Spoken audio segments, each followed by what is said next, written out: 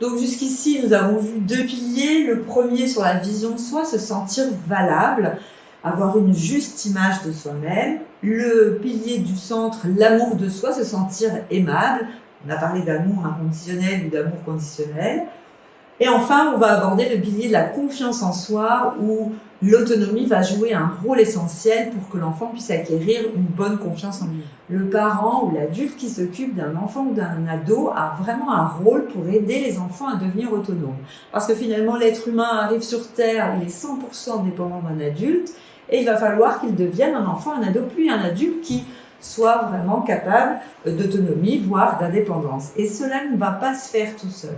On peut commencer avec des très jeunes enfants à travailler, par exemple, le copilotage, où là, l'adulte va donner les objectifs, va dire voilà, on va préparer la valise parce qu'on part en vacances, qu'est-ce qu'on va mettre dans notre valise, et puis on va pouvoir quand même laisser l'enfant choisir peut-être, on emmène deux pantalons, choisis les deux pantalons que tu préfères. Donc on peut petit à petit les rendre acteurs et les laisser finalement faire des choix. Donc copilotage, on fixe les objectifs, mais on fait vraiment avec l'enfant ou avec l'ado.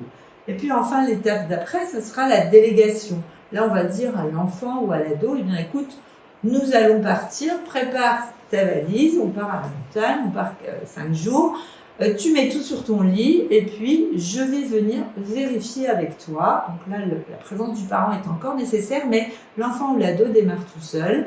Le parent a toujours fixé les objectifs. Et après vérification, si tout va bien, eh bien, on met tout dans la valise ou bien on fait les modifications ensemble.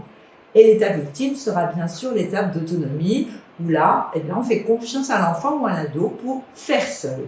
Évidemment, s'il a besoin du parent ou d'un adulte, celui-ci va rester disponible et pourra toujours venir aider.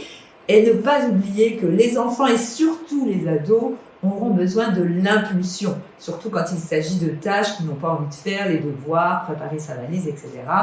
Et là, le rôle du parent, il est fondamental.